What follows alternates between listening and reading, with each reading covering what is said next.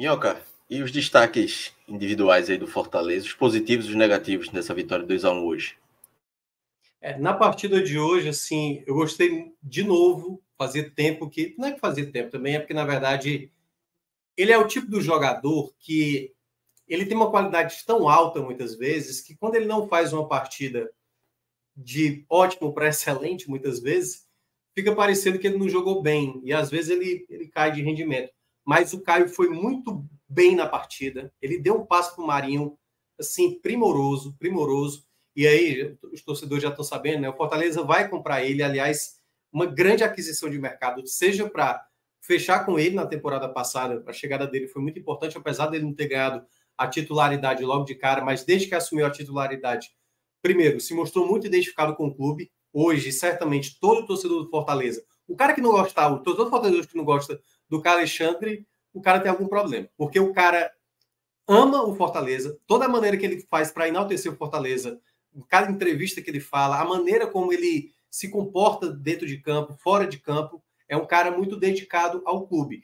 Então o Fortaleza vai fazer essa compra, né? Já tem um valor estipulado, vai ser um valor muito parecido com as cifras que foram gastas com a maior contratação do Fortaleza, que foi a do Machuca, recentemente.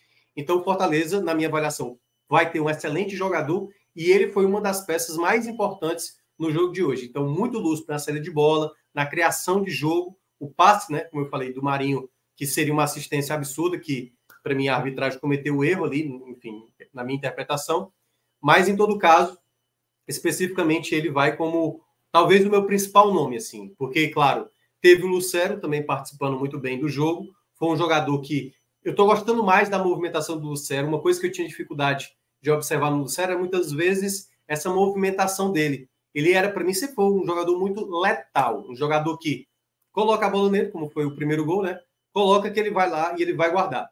Agora, muitas vezes a dificuldade dele é a qualidade do passe. Muitas vezes ele erra muito nisso. Mas uma coisa que ele melhorou é a movimentação dele e ele já está entendendo um pouco mais a marcação brasileira. Ele já entende o momento certo de segurar, de soltar uma bola, às vezes não ficar prendendo demais essa bola. Algo, por exemplo, que o Romero teve muita dificuldade no ano passado e que também até melhorou nesse último ano. O Romero está mais um pouco inteligente, mas o Lucero rapidamente já entendeu isso e é uma das, talvez, a melhor contratação do Fortaleza, sem sombra de dúvida, dessa temporada de 2023.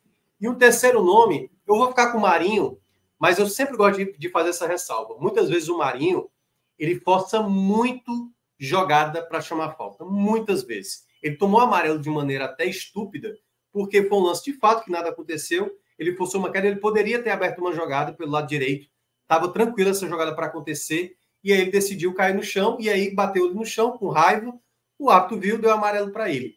Isso, para um jogo mais nervoso, isso pode pesar, sabe? Essa coisa de não querer dar continuidade. Tanto que ele cava a penalidade, ele rouba a bola que faz o primeiro gol, ele poderia ter feito o gol de pênalti. Então, o Marinho cada vez mais se mostra um jogador importante que se imaginava, né, pela contratação que acabou vindo, mas ele precisa ter um pouquinho mais, às vezes, de foco mesmo de continuar na jogada. Muitas vezes ele quer forçar a barra, hoje foi bem menos, mas muitas vezes cobrar dele mesmo essa seriedade de dar continuidade à jogada do que muitas vezes querer cavar uma falta, que muitas vezes, na prática, acaba não sendo tão efetivo, principalmente quando é uma falta no meio de campo, que não tem muito perigo. Então, eu acho que o Marinho tem que ter um pouco mais de atenção, mas ele foi também peça determinante para o resultado, principalmente quando o Fortaleza esteve melhor na partida no primeiro tempo. Agora, pelo lado negativo, cara, assim, se eu fosse listar, eu acho que a partida do Pochettino foi uma partida abaixo.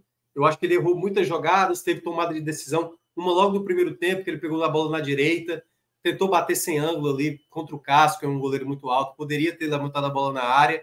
Guilherme fez uma partida abaixo, e aí é um ponto importante para não gerar de novo o mesmo problema que aconteceu um mês atrás, um pouco mais de um mês atrás.